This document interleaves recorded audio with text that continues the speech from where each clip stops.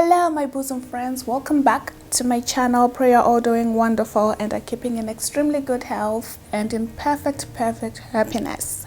Today we're going to continue with our book, Why Men Love Babes in Total Control of Themselves. Can't believe we're already on chapter 5. Look at us being consistent and staying the course. Super duper proud of us. Very proud. I think we deserve a 5. This is progress. So 5 is very interesting. Chapter 5, jumping through the hoops like a circus poodle. When women give themselves away, they become needy. And according to John F. Kennedy, let us never negotiate out of fear.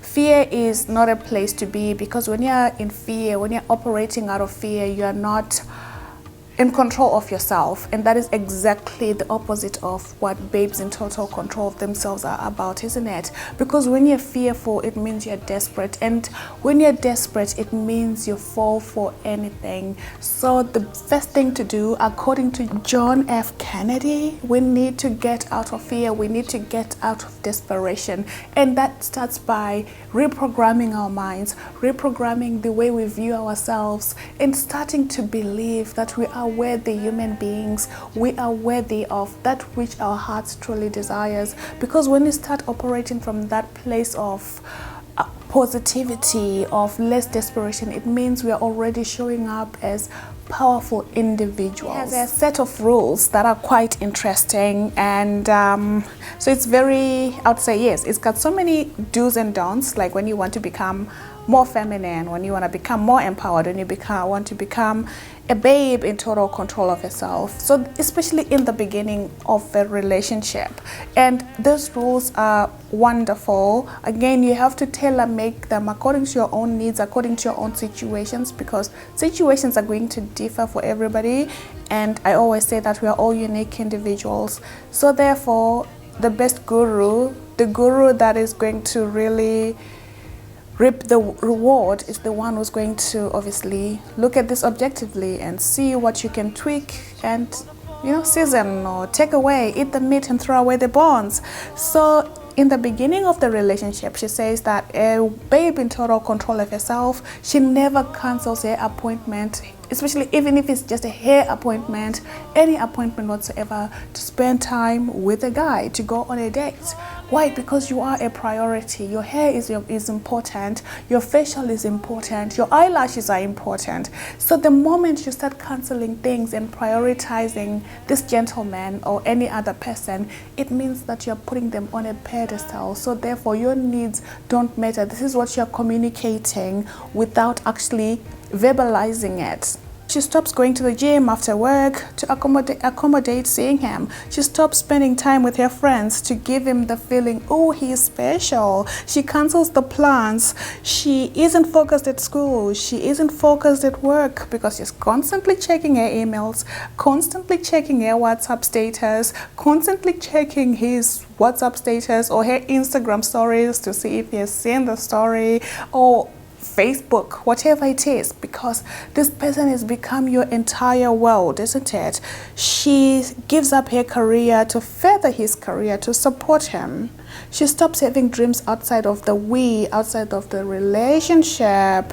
So you gotta move to your own rhythm. That's what she's saying. This is not about being selfish. It's about having your own life, having your own desires, prioritizing your health, prioritizing your wellness, and not putting those things on hold, and also not forsaking all others.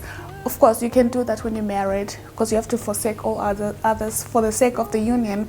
But in the beginning of the relationship, you needn't do that. And the moment you start doing that, it means that, again, he is above you and you are below him, and yet you're supposed to show up as equals. The reason why, and she says that the reason why we give up all our desires, all our needs, all our activities for the sake of the relationship is because A, we lack control, we lack self-confidence, and B, we think we're going to make this person feel special, and C, it means that by doing those things, this person will be less interested in us. So therefore we have to be available for their beck and calls, and we have to be available for, every time that they are available for us, basically, because we think we're not worthy. So again, this is about worthiness and being confident enough to say, you know what, if it means getting my frizzy hair trimmed, I'm going to do that because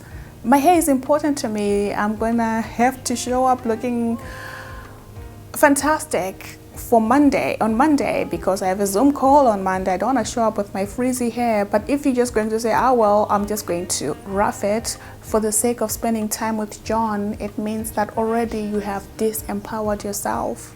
So the tricky part is, after losing your independence, you're going to come across as needy. Why? Because this relationship now is your main focus. This relationship is the one that is going to fulfill all your needs, because you've neglected your friends, you've neglected your hobbies, you've neglected your health, and now you're going to start looking at this person to be your be all and all, and somebody's going to affirm your worthiness. Somebody's going to accept you even though you're not working out or feeling good about yourself, because working out is not just about obviously looking slim, it's also about those endorphins that you get. So the moment you start doing that, guess what's going to happen? This person that you have invested all this energy on is going to start losing interest, and when they start losing interest, the magic is gone. Most women are starving to receive something from a man that they need to give to themselves. Again, this is about being in total control of your life, isn't it? Because when you're in total control of your life, it means that you're functioning as a full individual. You're not walking around as half a person. You understand, if that makes sense? Because you're looking for someone else to fill you up. Your cup is not empty. So therefore, the moment you start giving yourself those things, and if you need to be in therapy, be in therapy, because this person is not going to be the magic pill that is going to magically make your problems go away. Because if you were insecure before you met him, chances are you're going to be still the same insecure person. Whereas if you can figure out the root of the problem, why you are the way you are, this way you're not going to be using this relationship as your savior. Says if he goes to the gym, she wants to accompany him. He doesn't feel the pressure from a bitchier woman, so he wants to be around her more, not less than he respects her, because she appears to have a life. So that's the thing, isn't it? Because now this relationship has become your everything. He wants to go to the gym, you have to go with him. He wants to go for a boys' night out, you have to tag along, and before you know it, you're going to be one of the dudes and feasting with them. So you don't want to be that girl. Instead, if he has a boys' night out, let him go have his fun. You have your fun with your friends, you get your nails done, you go to the spa, you go to the movies, you go shopping, you go to Sephora. This shows that you also have a life that is away from him, and also that takes away the pressure, because this is so needy in the sense that you're so desperate for a relationship that everything has to cease to exist, so that you can be in this union with this new person whom you don't even know. Maybe you're not even compatible with him, but then there you are giving up everything for this guy. So take away the pressure, let him go to the gym on his own, you go do your own classes, or maybe go to the gym together. You go for your yoga classes, he goes for his body pump, so that this way you still are maybe together but separately. Give people space to breathe. And another thing is that when a relationship is new, it's going to be obviously so exciting, and it's going to be traveling at a super fast-paced lightning bolt of a speed, right? You want to see each other every day, you want to be on top of each other every day, so it can be too much. So as a babe in total control of yourself, it is up to you to keep the love coals burning. And how do you do that? You pull away. For instance, you're not going to spend the night at his house. If you do go to his house, you simply go for dinner and still walk away, go back to your place. As the old adage goes, A candle that burns twice as bright, it burns half as long, isn't it? So the moment you're going full speed, you need to park the car, obviously. Let it get serviced. Even the racing cars, they get in the pit stop, they change the oils, they check out the tires. The same could be said for relationship. But I think for us women, because we are in our feminine energy, we have so many feelings. We see the world, we are bound to see the world through the rose-tinted glasses. So it's fine to be practical sometimes. This is why it's important to be the babe in total control of yourself, so that you can use both feminine and masculine energy. Because if you lean too much on the feelings, because it feels good, isn't it, to be having all these feelings in the beginning. You've got this new exciting person and you're going to all these new restaurants, and it's lovely. It's that exciting honeymoon phase. So a woman who is in total control of herself also is practical. She understands that a candle that burns twice as bright is going to burn half as long. So be in control. Give them space to miss you a little bit. And this way, the relationship can actually go the distance, and the more the person knows you, the more they fall in love with you. This is to keep your routine before you met him. This is again so important, back to not giving up your hobbies.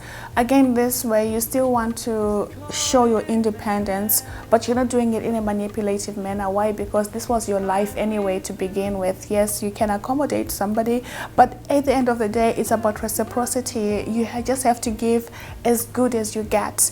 As a woman who is in total control of herself, she's not going to overcompensate by doing too much for a man, cooking a 5-course meal after the first date, or she mentioned someone reading poetry and all those things and crying, and before you know it, the fella is going the other way, you're going this way. He wants to go the opposite direction because it's a bit too much, especially in the beginning. So save those things for when the relationship progresses, and also when the man has proven that he actually wants to be with you. And also the thing about a man wanting to be with you is that when he wants you, you will make it known. Definitely, you'll continue coming around, you'll continue buying you presents, you will continue to take you out for dinner. He would only want to see you. You would suddenly lose interest in everybody else.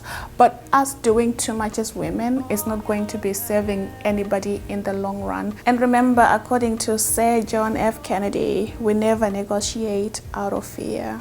Never do that. And a babe in total control of herself, she's extremely nice, but that doesn't mean that she's passive. That doesn't mean that she's not going to voice her opinions. She will voice her opinions, but in a respectful manner, in a nice manner, so that this way she's not rude, she is feminine. So that's another way to actually balance the energies. You can be fully you can show up as level-headed and also be in your soft energy, so in your soft power, so that this way you can put your point across. For example, if somebody's late for dinner, they have to give you enough notice, isn't it? Instead of saying 30 minutes before not showing up, before you're supposed to meet for dinner, oh, I can't make it. That means that you're not a priority, because if something was going to come up, they would have known well in advance, isn't it? So if a person does that continuously, it means that they don't respect your time. And if they don't respect your time, they are not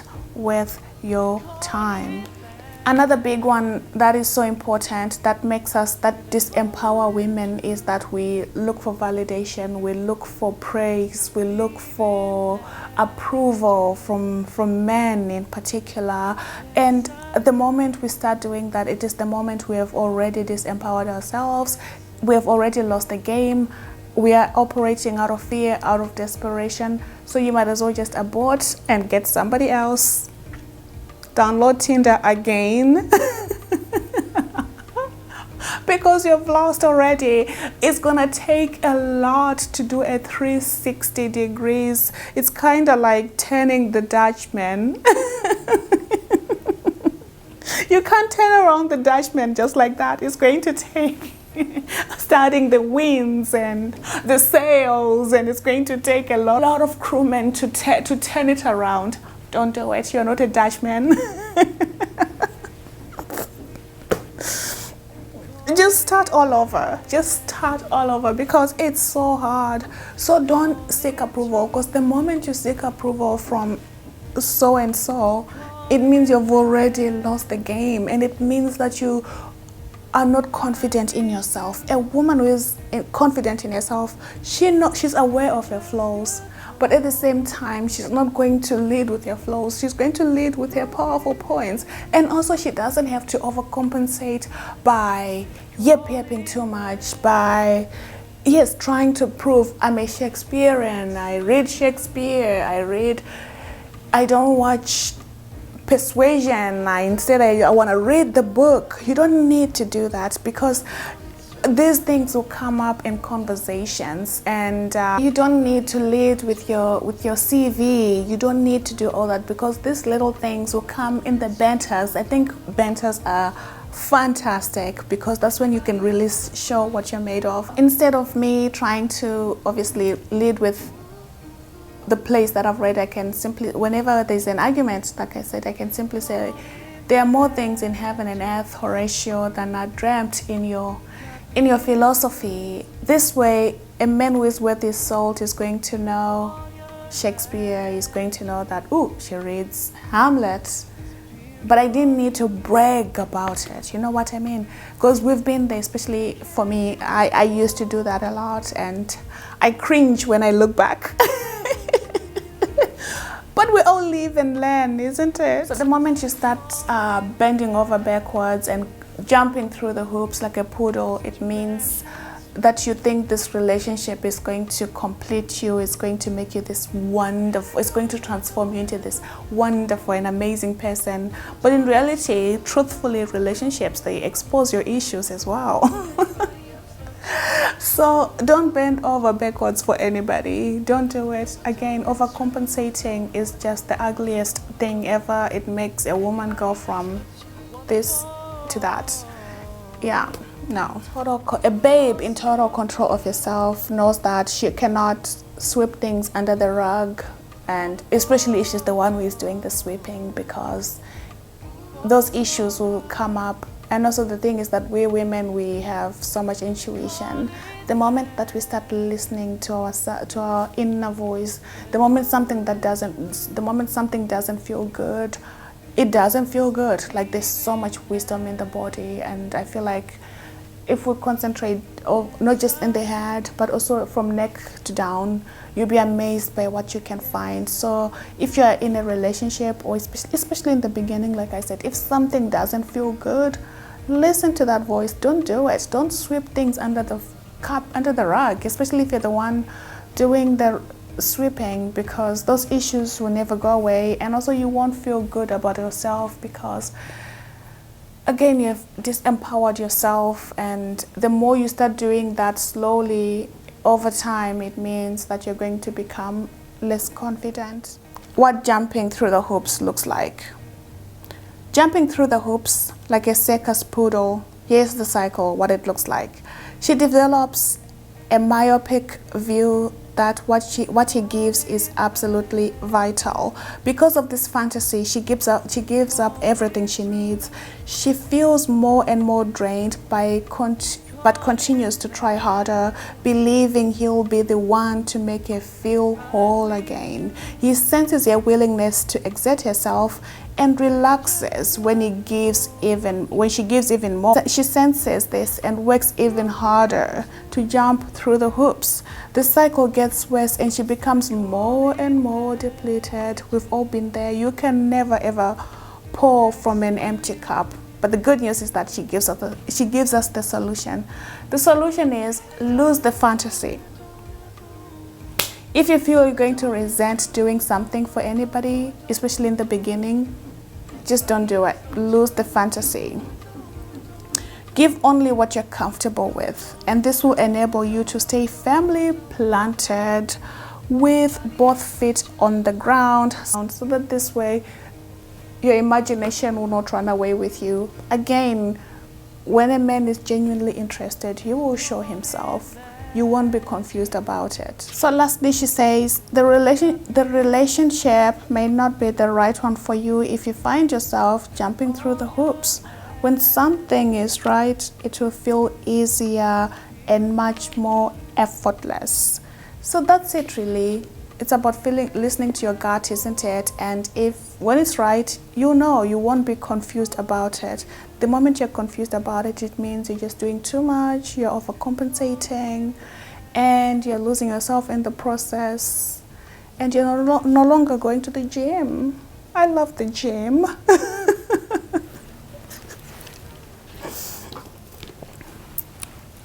So yeah, that's all we had time for today. So let's jumping through the hoops and more listening to the wisdom of the body, because you'll be amazed by what you can find.